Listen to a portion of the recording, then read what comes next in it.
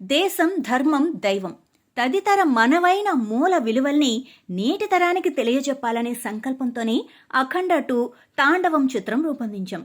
మా ప్రయత్నానికి RSS chief Mohan Bhagwat ఆశీర్వాదం లభించటం మా బృందానికి దక్కిన గౌరవం. ఇది మాపై మరింత బాధ్యతను పెంచింది అన్నారు ప్రముఖ దర్శకుడు బోయపాటి శ్రీను.